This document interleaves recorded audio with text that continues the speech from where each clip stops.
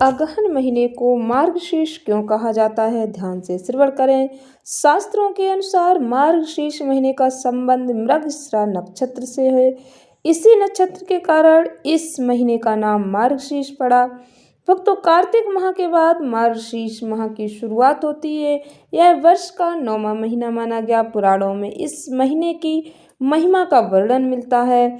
इसकी महिमा स्वयं भगवान श्री कृष्ण ने गीता में बताई। गीता के 10वें अध्याय के 35वें श्लोक में भगवान श्री कृष्ण ने कहा है, बृहत साम तथा सामनाम गायत्री छंद सामहम माशानाम मार्गशीर्षहम ऋतूनाम कुष्माकरहा। अर्थात गायन करने योग्य श्रुतियों में मैं बृहत साम और छंदों में मैं गायत्री छंद हूँ। महीनों में मैं मार्गशीर्ष और ऋतुओं में मैं वसंत हूँ। सतयुग में देवों ने वर्ष की शुरुआत मार्गशीर्ष कृष्ण पक्ष की प्रतिपदा तिथि से ही की थी। भक्तों, ऋषि कश्यप ने भी इसी महीने के समय कश्मीर नामक जगह की स्थापना की। मार्गशीर्ष महीने के समय यमुना नदी में स्नान दान करने का बड़ा ही विशेष महत्व बताया गया है। मार्गशीर्ष महीने के समय यमुना नदी में स्नान करने से भगवान की प्राप्ति सहज होती है।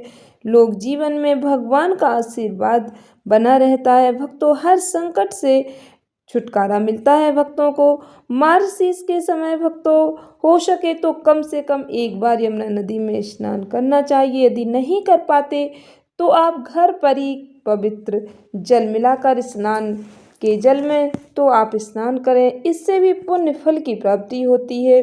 इस महीने में सांवले सलोने भगवान श्री कृष्ण की उपासना करना, पवित्र नदियों में तट सरोवर में स्नान करना विशेष सुफलदायी माना जाता है। यदि आप संतान की चाह रखते हैं तो भगवान श्री कृष्ण की आराधना करने मात्र से आपको संतान प्राप्ति का वरदान बहुत ही सरलता से प्राप्त हो सकता है।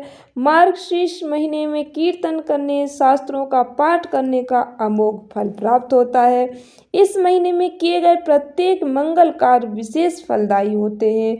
इस महीने पूरे मन से भगवान श्री कृष्ण की आराधना करने से चंद्रमा से अमृत तत्व की प्राप्ति होती है। इस महीने में श्री कृष्ण के मंत्र, आरती, चालीसा, श्लोक, स्तुति आदि का पाठ करना या श्रवण करना विशेष पुण्य फलदायी माना जाता है। इस महीने में गौ सेवा करने से भी शुभ फलों की प्राप्ति होती है। इस महीने में प्रेम की साधना को ही पर्याप्त माना गया है। जो भक्त पूरे प्रेम भाव से भगवान श्री कृष्ण को पुकारते हैं तो निश्चित ही कान्हा उन्हें दर्शन देते। स्कंद पुराण के अनुसार भगवान श्री कृष्ण और राधा रानी की कृपा पाने के लिए इनका चिंतन करना चाहिए।